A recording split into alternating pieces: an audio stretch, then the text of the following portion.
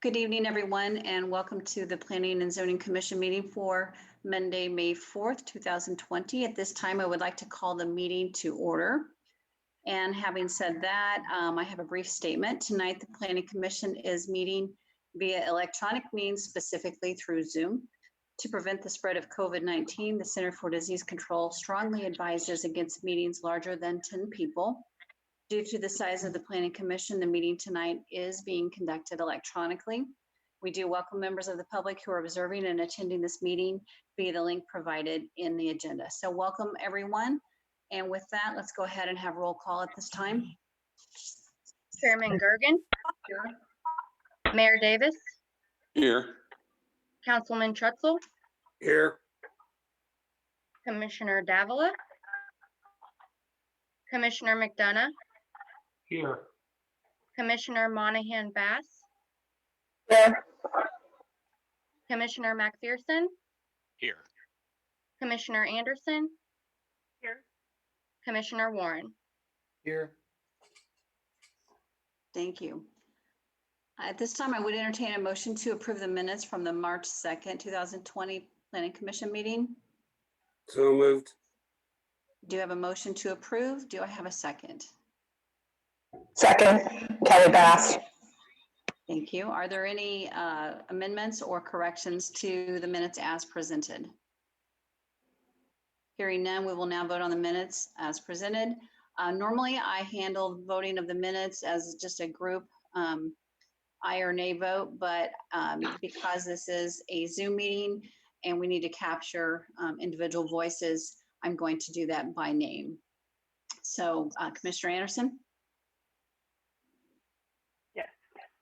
Commissioner McPherson? Aye. Commissioner McDonough? Aye. Mayor Davis? Aye. Commissioner Warren? Aye. Councilman Trutzel? Aye. Is there anyone else I'm missing? I think I see everyone. And the chair votes aye. Bass. Kelly Bass for an aye. Oh, sorry, I couldn't see you, so I missed you. You cannot, I don't have my camera's malfunction. Gotcha. All right, and your vote as well, Commissioner Bass? Is that an aye? It's aye as well. It's an aye. And the chair votes aye as well. So the minutes are approved and will be filed. That does take us to agenda item 4A. This is a non-public hearing. This is consideration of a final development plan located at 312 Main Street to permit the construction of a new 8,400 square foot building for the Fraternal Order of Eagles in the Old Town Belton Overlay District. Director, do you have a report for us on this? Yes, Chairman, thank you very much. Good evening, everyone. David Clements, Director of Planning. As a follow-up to that introduction, Chairman, as you stated, this is an application for a final development plan to permit the construction of an 8,400 square foot building for the Fraternal Order of Eagles in the Old Town Belton Overlay District. As a little bit of preliminary background, the property at 312 Main Street is owned by the Fraternal Order of Eagles, and the location currently serves as a parking lot for the group. The Eagles filed this application to permit the construction of a new building for their fraternal club and their operations. Now, I did include in the staff report an applicant's narrative that the group prepared that talks a little bit about some of the activities of the Eagles, their contributions to the community, and there's a statement or two pertaining to the new construction and how the proposed building does comply with the design guidelines found on Main Street. Some technical things pertaining to the request. The property is zoned a C1 neighborhood commercial district, and this location on Main Street, as I stated, is in the Old Town Belton Overlay District. As stated, the proposed building would be 8,400 square feet, and it would consist of a full-service kitchen, event space, a bar and gaming area, and the facility would provide the Eagles with a more full-service community operation.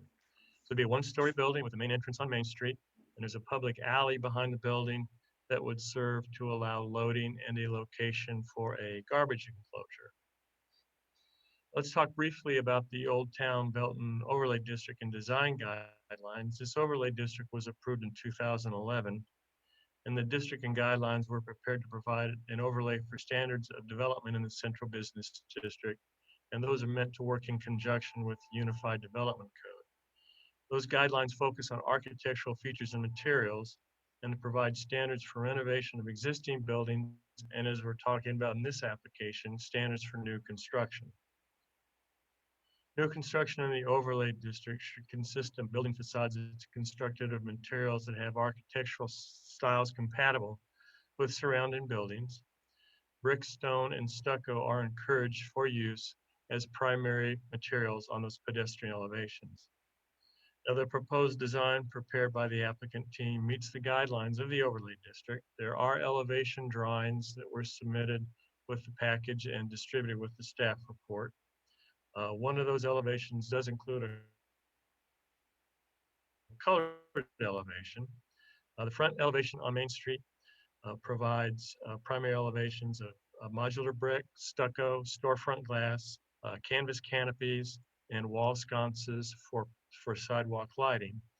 The southwest elevation the northwest elevation on Chestnut Street is similar to the Main Street elevation. The rear elevation abutting the alley includes stucco and brick. And those materials, as I summarized, do meet the design guidelines of the Old Town Overlay District. As I stated, the property is zoned to C1 Neighborhood Commercial District. This is a zoning classification designed for small-scale office, retail, and service uses to serve the immediate area. And the two things that the applicant is asking us to consider with the development plan tonight, the actual overlay district seeks a 10-foot front building setback. The applicant is proposing a 0-foot setback on Main Street in order to match the setbacks of other buildings along Main Street. And that certainly does make some sense in terms of continuity of those setbacks. We should talk a little bit about off-street parking. There is a requirement for off-street parking for the proposed building, and Eagles is requesting that the parking requirement be waived. Now, the staff report states that Eagles is open to members 2 nights a week. As I sheltered in place and wrote this staff report last week, I didn't have everything at my disposal, and Eagles meets twice a month, not twice a week. And so during those membership hours, they meet evenings. So during those membership hours, there's certainly sufficient on-street parking due to the fact that nearby businesses are closed. Waiving the parking requirement would not have any adverse impact on other uses in the area due to the different days of the week and different hours of operation. There's a little bit more of analysis on the parking request. You know, it's been my experience, and I think it's worth noting that many communities do not require off-street parking in their central business districts.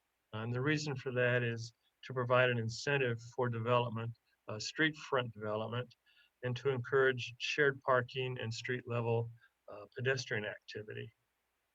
So the staff is supportive of the parking waiver. I think it's something that should be discussed about with some findings made in minutes, but I do think it's appropriate to make those provisions for Eagles in the downtown central business district.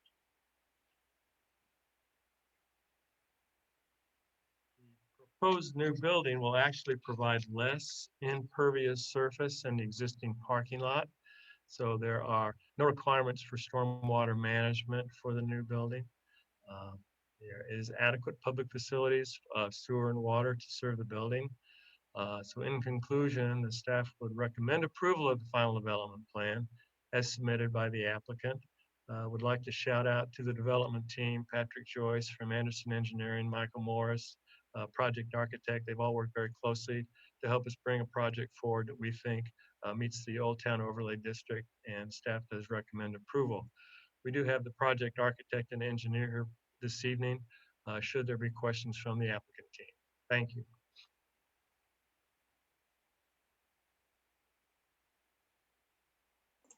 There, unmute myself. Thank you, Director. Great report. Thank you. So anyway, this is a non-public hearing, so there's no public hearing, but we definitely want to put this with the commission for any questions for staff or to the project developer. So Commissioner Warren has a question. So with do they plan on having any type, I saw some charitable, I'm not sure if that's events, are they gonna rent the space out? Because yes, I do have a concern with parking there. So I'm just curious kind of what the intention outside of the 2 nights a week for membership, if they plan on renting that out or if it's able to be, I mean, is there gonna be increased occupancy anytime other than the membership days? Patrick, I- probably, Michael, yes, thank you. Yeah, this is Mike Moores, the architect. In working with the client, I haven't heard any request or any suggestion that it would be rented out for any other group. Never once heard that.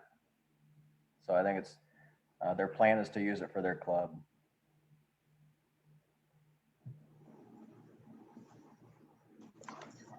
This is Kelly Bass here. I too had some questions about parking. So are they not open during other days of the week other than their membership meetings?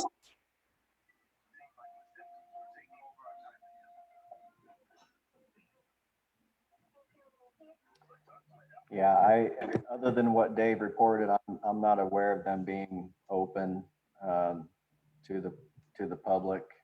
I mean, that's all I know. Okay, I was just looking at their Facebook webpage and it shows them open from 4 p.m. to 1 a.m. and 2 a.m. So maybe that information is incorrect.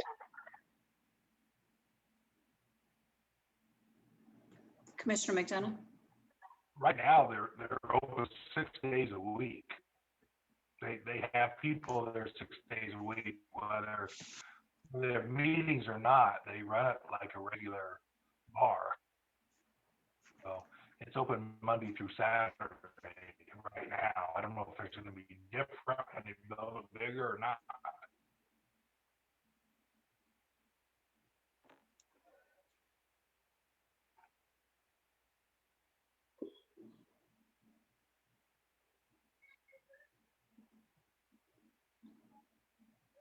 Commissioner McPherson?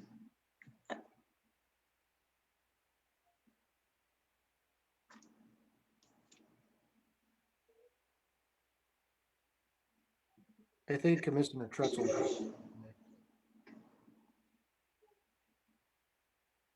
Tom, you're muted.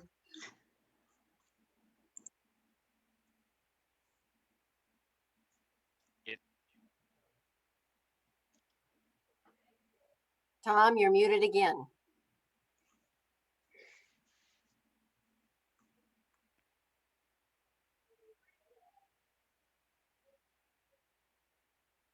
Okay, it says unmuted. There you You go. are now. You're there now. You are Okay. now.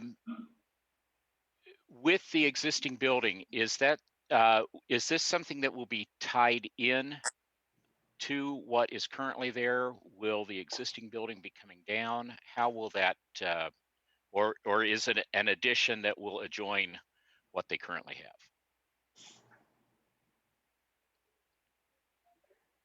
Patrick, Michael? Yeah, so my understanding is that they will be moving into the new building. Currently, there's no plans to operate in the old building after that move, and I'm not sure if they have any plans for that building yet. So it's unknown for the existing building. Thank you. Councilman? The parking issue, I don't really see it as a problem. There's plenty of off-street parking there. I don't know what the Bank of Belton has as far as parking there, but there's plenty of off-street parking beside the buildings and behind the buildings. I just don't see that to be a problem.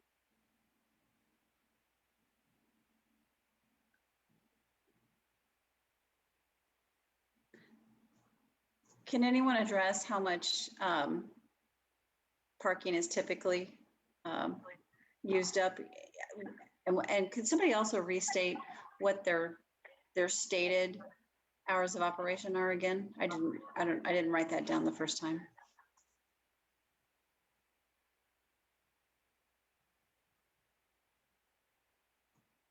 Well, I will feel that Patrick can correct me, but the information that the applicant submitted concerning their hours of operation were they're two, here, I got it right here.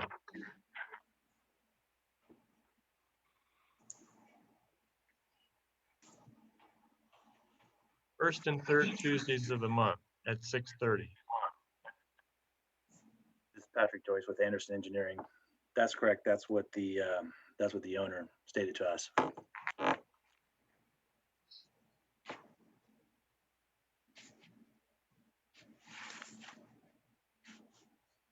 But I think regardless, that's what they submitted, but if they are there in the evenings, it's still not going to be conflicting hours of neighborhood retailers. So I would agree. I think that probably is worth pointing out. If there's some discrepancy in the frequency of the days of the week, I think it's still going to be evening hours. And at that end of Main Street, there's a little less activity, I think. And I think the great thing is that Bank of Belton does have some extra parking back behind that bank. So I think that will supply them with ample parking back behind there. So I think that's a great idea, Councilman Drexel. Commissioner McDonough? Well, the Eagles will be open every night, I think, which I'll agree with. And I'm with Trestle. It's just like Lee Summit. They have a lot of venues downtown. They have wedding venue downtown Lee Summit with just off-street parking because it's only in the evenings typically. I don't see one problem with the parking either. But I do want to make it clear that they'll be open every evening, I believe. I'll be surprised if they're not. Not that it matters. Yeah, they should definitely be clear as to when they're open. I agree. But again, it probably won't make any difference on existing traffic.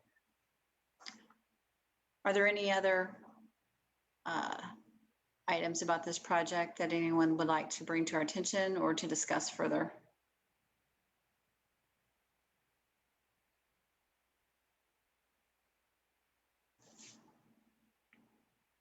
Doesn't look like we have any further discussion or questions. Is anyone ready to proceed with a motion? I move we approve the final Belton plan as presented. Nice. Kelly Bass seconds. Oh, Kara got it. All right, we do have a motion to approve as presented from Councilman Trutzel, and then a second was that from Monahan Bass or Anderson? Okay, from Commissioner Anderson. Before we proceed to vote, one last chance for any questions, clarification, or conversation. Hearing none, we'll proceed to vote at this time. Commissioner Bass. Aye. Mayor Davis. Aye.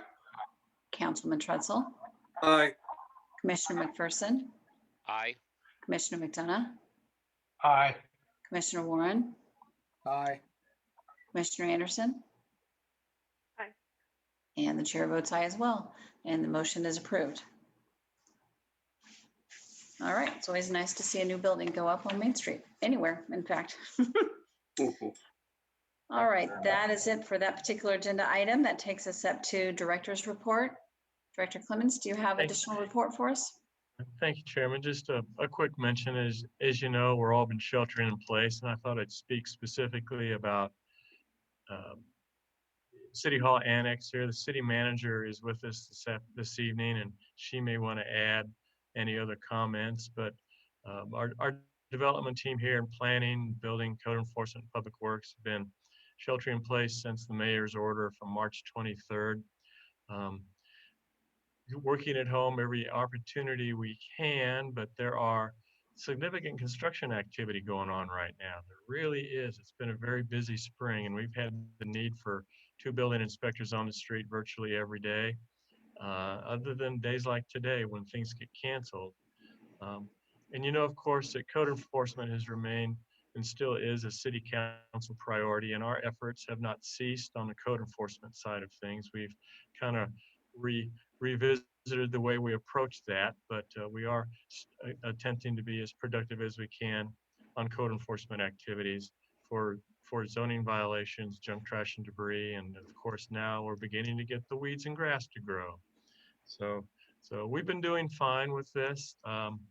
We've been a little bit detached, but I think we've accomplished everything we needed to do. And Alexis, certainly you might want to add how the City Hall team's doing. Thank you, Dave. I'd be happy to. Yes, from the very beginning, we pretty much, for those that could work from home and telework, that we asked them to please do so. And in all actuality, for those that are considered essential, on which construction is, so our inspectors on both sides of the house, from the planning department to public works, have been in every day. And we appreciate their commitment and their level of what they're doing. They are taking precautionary measures. We are asking employees to wear masks when they are out and they're unable to practice social distancing, or they're, at a job site and they're needing to converse with someone. They're trying to stay as far away as possible, but we've asked them to still wear a mask for their own protection. And they're helping when they can. A lot of people have asked, when is City Hall going to open back up? City Hall's always been open. We've had staff and crew here. They're here every day from 8 to 5. We're answering questions, we're assisting them as needed, and that will continue, but the actual physical offices will not open. We're going to remain to watch this and see what the status is. We will look at this again come May 15th. We'll be listening to what the medical directors are saying to us and the information that they have, and try to make a determination at that time as to when we can physically open the buildings back up. It will have a set of, I've actually gone through and prepared a policy. I will be going over that with the department heads this week as to what that looks like, and the requirement of, will we all need to wear masks? Probably. Will we be looking at a tentative date for opening? That's the hope. And then things like, will we have full hours of 8 to 5? I know some cities are looking at shortened hours of 10 to 3 and the like, in order to provide ample time to be able to adequately clean the areas that are open to the public. So we've got some areas, open areas in City Hall and the annex, that would need to have markers put on the floor in order to mark 6 foot, minimum of 6 foot distancing, and then signage on both doors, because our lobby areas are not that big, to be able to allow people in, and how many people can be in, and for people to be diligent about that. So trying to look at all those factors, but planning and buildings remained busy. I know I received an email from somebody that said, well, could the city in their downtime, and she was really great about it and chatted with her about it and said, city's not experienced any downtime. As a matter of fact, it's probably been busier now than ever before, because not only do we have the everyday work, but now we've got the whole limitations of COVID-19 that are being placed on us, and that we're finding workarounds for that.